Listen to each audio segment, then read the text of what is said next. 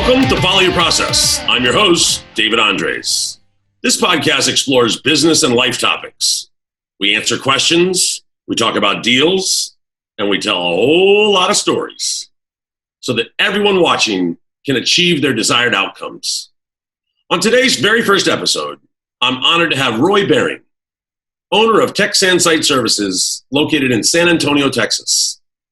Hey, Roy, how's it going? Dave, what's happening? Thanks for having me, man. Well, listen, thanks for doing this. I know you and I talk quite a bit on the phone whenever something comes up or we're going after a job or something's going on. And you called me yesterday morning about 9:15, and I said, hey, Roy, I got this new Zoom host thing. I'm now a host on Zoom. And I'm like, do you mind if we set up a Zoom call so I can record it? Sure. And you're like, yeah, no problem, Dave. So, the day wafted away, and we set it up for this morning. And thank you for humoring me or doing this. And yes, I said this in the pregame. You have the distinction, and I'm very pleased and proud and honored, actually, to have Roy Baring from Tech Sand Site Services in San Antonio, Texas, on the very first recorded and produced Zoom call of Follow Your Process. But go ahead, Roy. Introduce yourself and what you're doing out there in San Antonio. Yeah, Dave, thanks a lot. Like you said, my name's Roy Baring, owner-operator of Tech Sand Site Services. We do about 5,000 services here in the San Antonio and Austin areas, growing pretty fast. And then that's where we came together, looking into the Sanitrax product. We visited first when we were going to the Valero Open meetings at the very, very beginning. Taking you to that meeting was very, very helpful and pretty much sealed the deal for us. And then we had COVID come through and whack that event out. So now we're preparing for next year already, which gives us a really good timeline. So we can even more of that product. Yeah, that was really good. You're a small pro. I mean, not small. 4,000, 5,000 is not small. Maybe 500, 1,000 small. But you're a young pro, and you're really taxed for CapEx, right? I mean, you got to buy more toilets. You were talking the other day. I just had to buy another 140. I had to do this, and that's normal. And as I shared with you, when I went to Mr. John back in '97, that's when I started doing what you're doing. Right. Starting in '98, we bought 1,000 Toughways a summer for 7 straight summers. So I'm very familiar with that steep uphill, rolling rocks uphill grind. And I really also appreciate your openness, even though you couldn't buy Sanitrax for a while. You took me to a meeting. You took me to a golf tournament you were trying to get. And, of course, I've got a little history in golf tournaments, so that was cool. And then the Wasserman people identified with the freshwater flushing right out of the box. Immediately. And so that was cool. And then here you are. You won the contract. Like, you got it. And I was really happy that you did that. And we worked all the proposals behind the scenes. And so you all know they were going to put Sanitrax by the 18th green for all the public plastic bathrooms right next to the public bar, the beer garden. And we were going to have, I think it was like 24 seats that was going to be ready to go for everybody. And then COVID hit and none of it happened like so many other people, Right. Yeah. We never closed the door on an opportunity. We see a lot of forward movement in our business here, and we want to make sure and be on the ground level on something as innovative as the Sanitrax project. Yeah. So I just want to say a couple other things because people might not know. This guy, Steven Tucker, on the line is my producer and director, and he's also my dear, dear friend from these many years. I met him when I was watching my other very good friend, Luke Elliott, who is a singer-songwriter, who was actually the barista at a cigar shop. That's how I met Luke. And he ended up being a singer-songwriter, and we got so frustrated with Luke. Luke, when are you going to put your album out? And I'd never listened to Luke's music in years, so he took me out to his car, parked out front. He threw in the CD into the CD player back then. It was a long time ago. And we listened to it. I'm like, oh, my gosh, that's amazing. So anyway, Steven Tucker was he did a bunch of videos for him, and that's how I met Steven Tucker. And then Steven's done a bunch of videos for me. And Steven now runs Livestream Remote, which is a new business. You can go to livestreamremote.com. And he's producing and directing this from his studio in Golden, Colorado, remotely. There he is, Steve-O. Good to see you again, Steven. Good to see you too, fellas. How you doing? Great. I'm really excited that we're doing this, Dave. We've been talking about this for a while. Lord knows we've talked about it enough. Yeah, man. I guess I we're was, following, you know, the roots of follow your process. I just need to put this on camera with Steven here and another guest, and most people don't know. But I think everyone that knows Dave Andres or knows me, you understand that I'm a process guy. So it's not really strange that I say follow your process, right? Well, I was spending some time with my dear friend Steven in Colorado, and I was enjoying some of the legal Colorado cannabis. And Steve has been not only many things to me, but he's also one of my coaching influences. There's probably nobody on the planet that can take me to task faster and straighter than Steven Tucker. And I actually am the same thing with him, as you might imagine. It's a both-and relationship. It's not either or. And Steven, we're out in the back in the hammock in the patio. We had a few drinks, a couple of cannabis, whatever. And he's like, Dave, you just need to follow your process, man. Just follow your process more. And I'm a big energy, big enthusiasm all the time. I always sound like I know what I'm talking about, but I'm also behind the curtain listening to Steven and actually Roy Baring too at times. Dave, you need to follow that process or just follow this process. So welcome, Steven. Thank you for what you're doing. Steven's going to probably dive out now. He's got a couple other things he's going to do, but you can see the technical skills of the studio, and Steven will be editing this later, and we'll turn it into a bunch of smaller clips. But anyway, Roy and I are going to go over what we had planned to go over now. Thanks, Steve. you guys have a fantastic podcast. Thank you very much. Thank you very much. So, hey, Roy, the one thing we talked about yesterday I wanted to follow up with you is you got those edits to the operations manager job description, right? Yeah, appreciate it. Got those finals in. They should be in your inbox here this morning as well. So okay, good. Thanks for helping me on that. And then the other thing is that we want to talk about is, did you see that BCC email I sent you last week on our construction unit? Oh, yeah. I've already sent some of that information out on some phone calls. I think even if you've got the time, we may have a meeting set up next week, middle of the week. Sure. I've got my accounting team working on some time constraints that Really? Are used on using your regular standard elevator units type setup there, and how much time we can save and cost we can save on just the time constraints that those guys have, especially on these high rises that are in some really compact areas. Yeah. So listen, I as I always say, I love Roy, how fast you move, man. You move like the wind, and you're a very quick study for a young early operator. I mean, you've only been doing this a few years. But the fact that you've already asked accounting to check that stuff, I've already asked several other pros. So what we're talking about for those watching is high-rise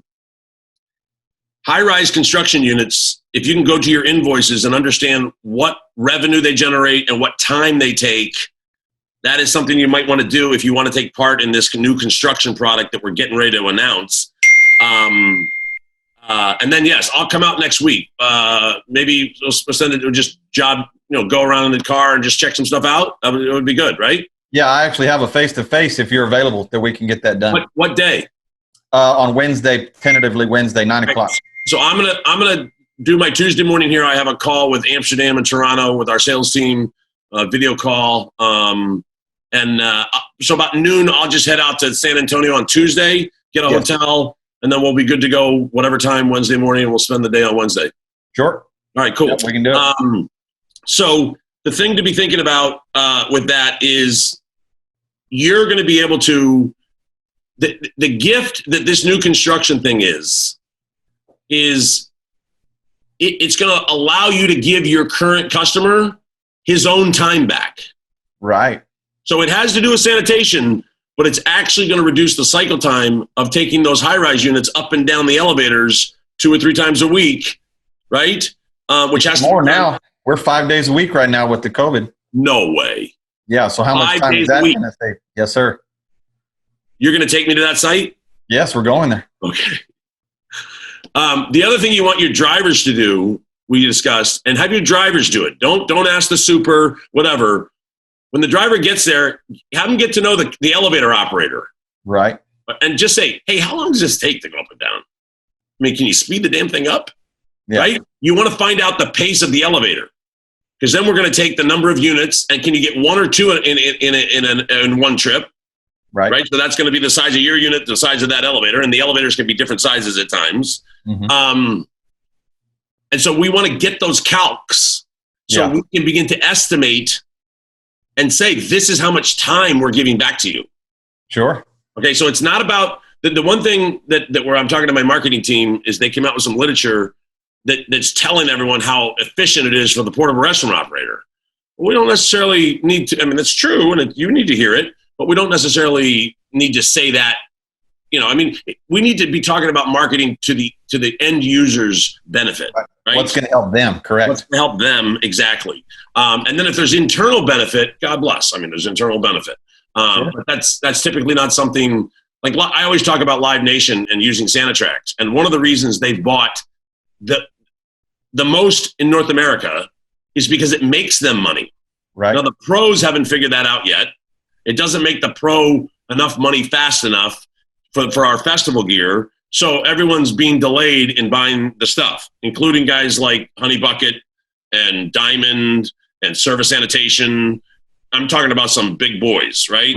Right. Monster boys are responding the same way you're responding. Now, what's interesting about this is, and I think I'd like to talk to you a little bit about this. Let's just assume for discussion purposes, you had to spend, $28,000 a piece, and you had to buy 30. Mm-hmm. That's a hunk of money right now. Sure it is. So especially when you have to buy plastics every month. I get it. So where are you at with? I mean, like the thing I'm trying to be cautious about, a good small operator trying to grow. This could be an opportunity that could outpace your ability to do it because you just don't have the financial tools or cash flow or whatever. So can we talk a little bit about that? Like, where are you at on that? Well, that's one thing, but that's why we've kind of got a little better, and we have multiple relationships with our equipment leasing companies. Okay. So that definitely isn't a direct hit to your bottom line. Right. Or, straight cash out expense. Those guys can help us. Yes. So we've already, on top of conversations with our customers, I've already been having these conversations with those guys when we first started talking about Sanitrax in the very, very beginning. Hey, look, here's some new age stuff. As soon as it gets to town, we're going to have to make the move to be the San Antonio area provider, and they're totally on board. So, can you give me a range of interest rates that they're talking about? Like what's I don't need to know exactly what you have, but like what's the range you're doing with interest rates on that? Their interest rates are anywhere from 4 to 6. Okay. So that's standard. That's about as good as they could do on equipment leasing. Business loans, things like that. I got it. Nothing like that. Did they limit the size? Did they limit the amount? Well, that's a case by case basis. So if we're looking at a $500,000 purchase, that'll just be 2 or 3 more minds in the meeting.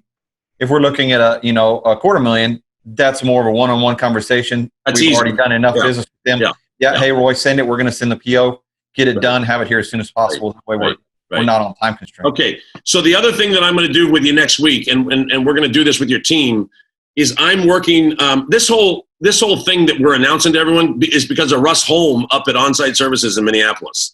Right. I've known Russ for a long time. I've known his parents even longer, Karen and Dave, who are now sort of retired. And Russ and his sister are running the business, doing a great job, just as busy as you are, right? Yeah. Same thing. When I try to call you, sometimes, Dave, I can't. I got to do this. Same thing with Russ. And he's a great guy, but he's gotten back. But he called me. He said, Dave, we're wondering if you've got this upgraded thing that we sort of like, right? Do you have it winterized? Because we got 5 or 6 20 to 30 story buildings we're doing in the winter, and we have a real challenge with winterized stuff. Yeah. And of course, the universe is real. There are no coincidences, right? There are no coincidences. You and me and Alex Spinoso, right? There are no coincidences. Okay. Exactly. So I'm a big believer of that, as you know.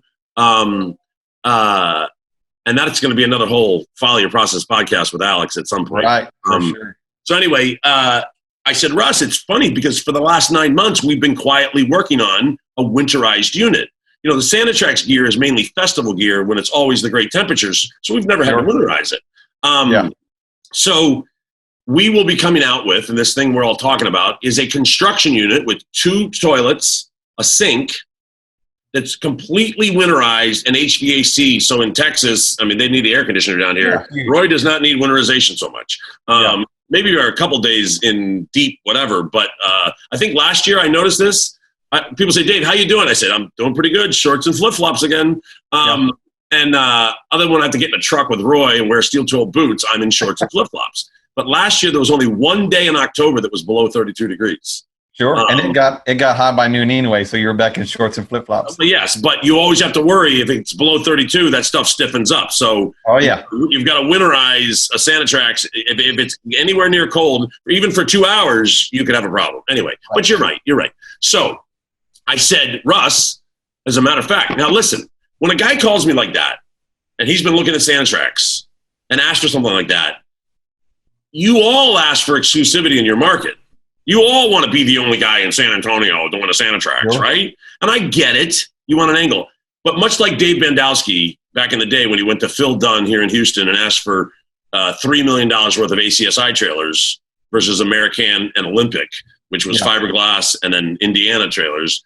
And then ACSI at the time was like 60 grand a trailer, was like high end. And Phil Dunn said, no way. Buy your $3 million, buy your 30 trailers and get going. And sure enough, everyone has trailers now. So there's this concept that you can corner your market or be the only one in your market. To me, is just actually false because if we have something as interesting as this, right? Yep. It's going to outpace you and 3 of your competitors. But whatever. Well, what it's going to do is really create pro partnerships. If one guy's got it, then we can just help each other rather than the one. It's not about you being the solo guy in the market. It's about, hey, look, I've got the equipment. We're going to help each other. You've got the event coming up. I'll help you get it there. We get some logistics, costs coming in. It's about the partnership. Roy, this is why I love you, man. Because it's not about the only guy in the market. You can't legislate common sense, and if you don't have it, you got some other issues. But you've got it. You understand. Now look at it. The partnerships that you got to have just for sinks. Yeah. Oh, you can't get sinks for January, but everybody that's been be able to create a partnership with us. What do you need? We can pass you some if we can. If not, we go other direction. But so I've already so I'm just going to fast forward now. I sent out that email last week to myself, and I blind CC'd 47 people in the industry. Right. You were one of them. Mm-hmm. The response that I've received has even gotten me excited, and we know about that. So Ron Inman replied to me the following day and was ready to talk that day on Zoom or the next day. And I was busy with some stuff or whatever. So I said, how about early next week? And he said, okay, Tuesday at 8. So this Tuesday at 8, and remember, in the back of my mind, Stephen Tucker's been talking to me. I'm going to do this follow your process. I got to get my camera stuff. I've been thinking about this follow your process for like a year, and I'm finally stepping into the arena because you and I are doing it. This is the very first scheduled, discussed, produced, follow your process thing. Right. And it has nothing to do with Sanitrax or follow your process. It's just Dave on the camera, right? With a friend that I wanted to record. And I think that I'm giving you a gift by recording it because now you're going to have the recording as much as I have the recording, right? Right. Sure. Anyway, so I've never hosted a Zoom. I've been on maybe 80,000 of them so far, but I've never thought about hosting. So Ron says, I'm a host. I'll send you an invite. I'm like, great. So Ron calls me Tuesday morning, 8 o'clock his time, 10 o'clock my time. And I said, hey, Ron, do you mind recording this? He goes, yeah, no problem. So he hits record. I have an hour and a half with Ron Inman, who is an industry legend and a dear friend for 25 years. Sure, that's awesome. Ron and I go back to Micro-Target Media, which you might not even remember. Or no, I don't. They were the Canadian company that was wrapping toilets and advertising in them.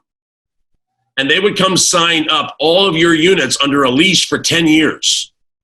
That's the only way that you could participate. So they locked you in, which is smart, 10 years. Sure. And then they had the rights to advertise in your porta-johns, or either wrap the doors or put a thing on the inside for 10 years. And I, at Mr. John, was one of the first big boys to go. I thought it was a great idea. I'd been advertising in toilets like 6 years before that. So when they gave me the NDA, I said, well, this doesn't apply to me because I can show you what I was doing 6 years ago, right? Because I was actually on it 6 years ago. And that's okay. It's no big deal. So I signed up, and then Rich Vector signed up at Service Sanitation, and then Barry Gump signed up at Andy Gump, and Ron Inman signed up at this. So the next Pumper Show, they put the 4 horsemen in the trade show booth. So it was floor to the top of a picture of us, really nice picture of us. Yeah. And it was the 4 horsemen. That's great. Well, Anyway. what was Ron's interest here? How'd that call go? What I'm going to say is, if you get Ron Inman's attention and he gives you an hour and a half as the managing director of Honey Bucket, yeah, you can follow your own conclusion. Now, the punchline is this. He knows Russ Holm really well, and he knows Chris McCarthy really well, right? So Chris McCarthy replied back, interesting.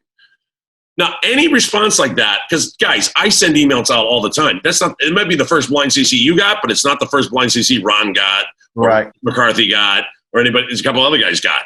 So I'm going to encourage you to reach out to him, and I'll make the introduction. If you don't know him, I'll get you the contact. He's open to all this. Right. So I'm saying to him, I want you to get with Russ and Chris McCarthy and talk about this.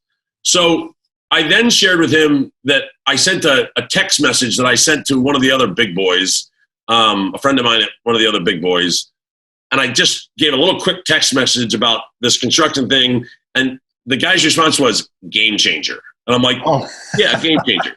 So I took that text and took a screenshot, and I sent it to Paul Carl, our dear friend Paul Carl, Texas Outhouse. You know Paul. Yeah. And I sent it to him on a Saturday. And when Paul and I talk all the time, it's not a big deal. I wasn't offending him or whatever. I respect his weekend. He knows whatever.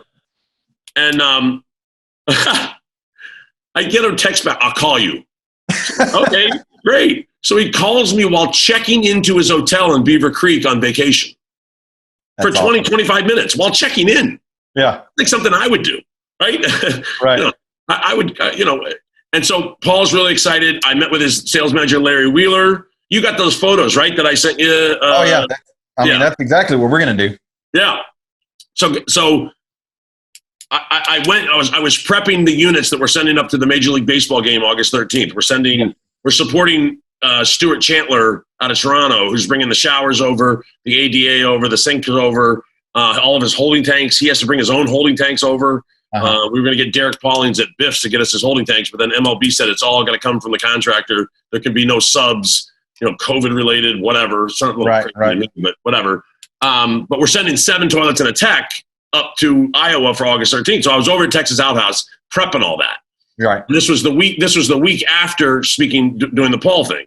So I went and sat with Larry Wheeler. I sent you a picture of Larry, and Larry gave me 45 minutes. So Larry and Paul are actually doing what you are going to do.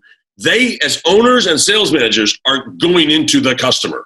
Right. Like they're taking a leadership position. You could have sales reps. The sales reps can come, but they're taking an ownership position. Sure, yeah. They're walking into the construction company. So on Route 10, I live in Katy, and it's like a 20-minute drive over to Texas Outhouse. I pass this high-rise all the time. Like, I'm always passing this high-rise, right? And you can imagine what's going on in my head every time I'm on the road. It was like back in the day.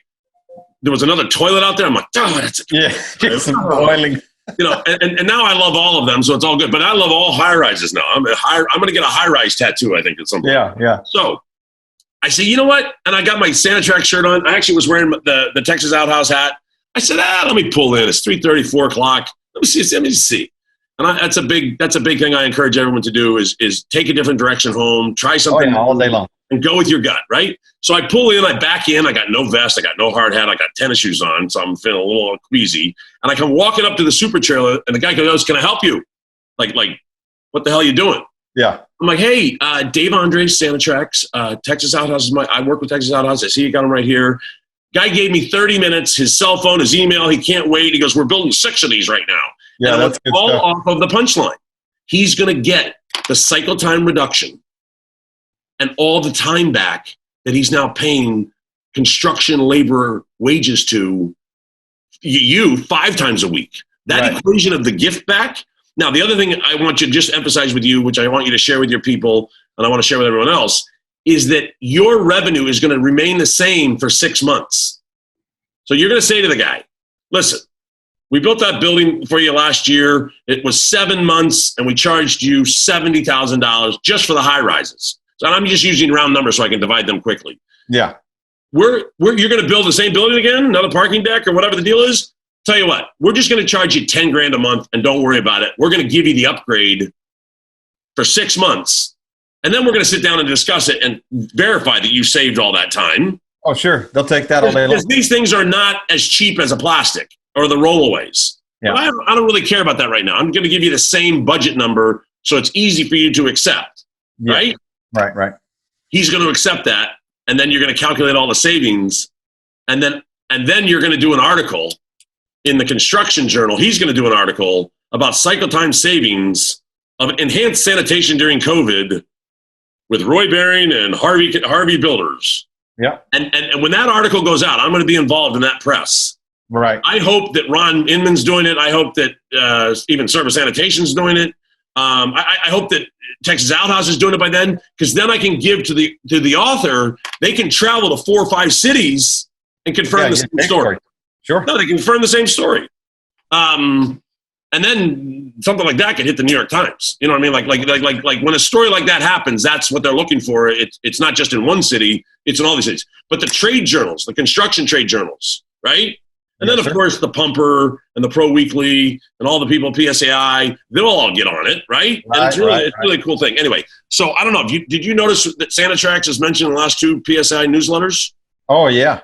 Yeah. Our press release about our 2020 Sanitrax Engineering partnership with Mark Brewer up at 2020 Engineering in Bellingham. If you ever need a civil engineer, there's Green. Mark Brewer's your man. He is our civil engineer in America for Sanitrax, and we've introduced him to Live Nation for their permits and everything they're doing at 26 amphitheaters, and he's now Live Nation's civil engineer for all things green and whatever. And then we're really proud, and I love this guy, man. I love Pete. Pete, man, Get Flushed, the podcast. Oh, yeah. You're going to be on it, right? Yeah, I'm in August. I think it airs in September. Very good. That's really. And cool. Then I did discuss you a little bit. We're in the Centerfolder Pro magazine in August too, so kind of look out for that. See, I love this guy, and I swear to God, this is not a setup. We didn't set any of this up, right? Yeah. None of this. Roy is doing everything he's doing, but marketing and promo and everything else. He was on another. You sent me a link to a radio podcast or another podcast where a woman was talking about small business and COVID. That was awesome. So the fact that you met Chris Peters, right? Yeah. We haven't talked about it. Like other than you told me before this show, hey, I'm going to be on that too. And I didn't want to. And I met Chris over Facebook before we even talked about it. Just off of a side message that I didn't even notice. And then like a day later, I was like, wait a minute, this is really, and then I put 2 together and here we are. And his first title sponsor. No coincidences, right? Well, some of my funnest FaceTimes, right? And I prefer WhatsApp and I prefer Zoom, but FaceTime is the best for him. Some of my funnest FaceTimes are with Pete. Yeah, he sounds awesome. We do FaceTime, right? Yeah. And we're really proud of that. I mean, he's doing something new and innovative in the industry. This podcast about education and he's and the following is amazing, right? And I'm just so happy for the guy because he's like, I refer to people as a good egg or a bad egg, right? And you're a good egg. I think I'm a good egg. He's a good egg, and he's really trying to do some great things. Didn't you have a question about routing software?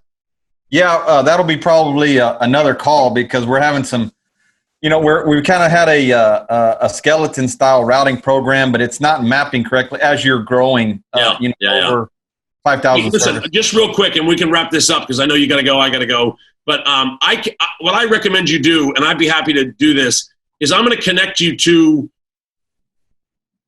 4 to 6 guys that are your same size and like 20 times your size. You know what I mean? Like the big boys. Because I think you're looking out for, what do I need now? What happens if I double my business? What happens if I quadruple my business? You know what I mean? Whatever.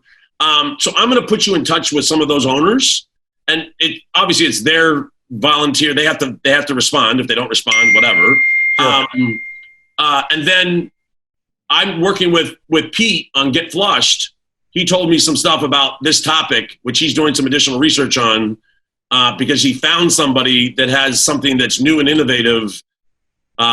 It's actually a software husband to a woman-owned toilet business, which is a great combo, right? Yeah. I'm sure the husband wants to help, but he doesn't want to clean toilets or doesn't want to do whatever. But he's a software guy, and he has completely come in it with a fresh mind, with no preconceived, and he's come up with some stuff. I'm not going to say much more than that, but I'm definitely, when that's available to be public, that's also one that I would recommend you look at. And then maybe and we might get into that too. That was one of our talking points on the podcast that we got coming up. Routing. So what I'm going to suggest, or I'm going to lay the pipe work for, is when I talk to these 4 to 6 owners, if they all agree, maybe we do a 6-way on routing software. Heck yeah, that'd be awesome. Because I think that if we put that on video, even if it's not the right answer for everybody, this is about awareness and education. This is about discovering what you don't know. Yeah. But what I've been to you is helping you discover what you don't know, right? Correct. And you have found an attraction to me because I've got the 30 years, and you can pick up the phone and say, Dave, have you ever done job descriptions? I'm like, yeah, just send them over. Yeah. Yeah. And what I've done for Roy, by the way, and I'll do it for anyone, right? This like whatever. In about an hour, I'll use track changes. I'll go to all my other job descriptions I've ever used. There's a couple here and there. And I'll throw him edits back. And I get all the way down to commas and sentence structure and everything else. And I just send it back to him. And I think that's a pretty cool thing. So that's what we were talking about the first part of the show is, hey, that job description. Well, yeah, Dave, you've got to continue to educate yourself, be open to be coached, and coach your team. That goes all the way down to the yard guy at your business. So you've got to be open to all that, and I really appreciate the help on that. You're welcome. And just to tie it all together, Pete and I are talking about a playbook project. When I went to Mr. John in 97, I asked if they had a playbook, right? And they didn't, obviously. It's okay. And there's a great story, and I'll just tell this, and then we can end. And as I tell all these stories, I want to tell them again because they're on video. You can go watch it, and there's the story. Yeah.